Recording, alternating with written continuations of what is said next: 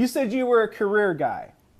You went from probably a good, great paid career to starting a business and rolling the dice, and you're still writing the chapter on it. But from the looks of it, you're gaining momentum there, to say the very least. Oh yeah. In your opinion, what's the biggest career mistake one should avoid? I think the biggest career mistake one should avoid is not having the courage to do what they want to do. I don't want to make this too much of a tangent, but I got to share this. You come down to Colombia, I was in Argentina last year. They don't have the resources that like an American has.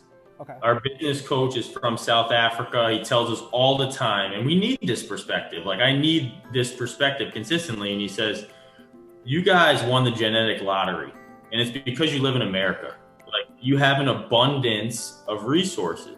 And I don't think people really recognize that. And all I think about is, like, the only thing holding back someone that lives in America who has an abundance of resources is their mindset. It's all in their mindset. My stepfather's the brightest guy on the planet, and he gets shackled to this job where he has to work so hard for 60 hours a week at the age of 65 because his mindset is limited. I hope he'll probably see this one day and he'll agree with it. It's like, so yeah, just having the courage, whether that's in your career, like we're speaking to here, or in your personal life, having the courage to like do what you want, say what you want. Like, as long as there's a fundamental element of like respect, empathy, mutual admiration, like, you got to go into these things with courage.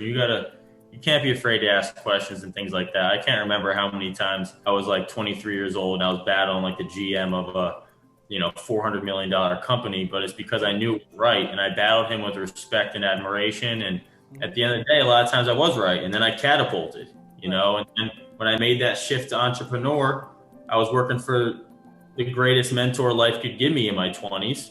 And then I made the decision, and I was making a dumb amount of money. I already shared that with you.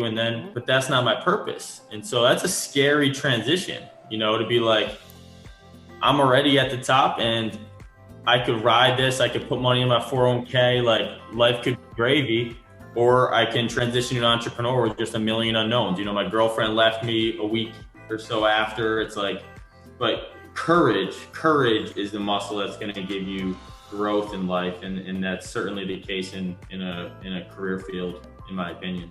You know what, you just reminded me of a quote when you were talking about courage and taking that step.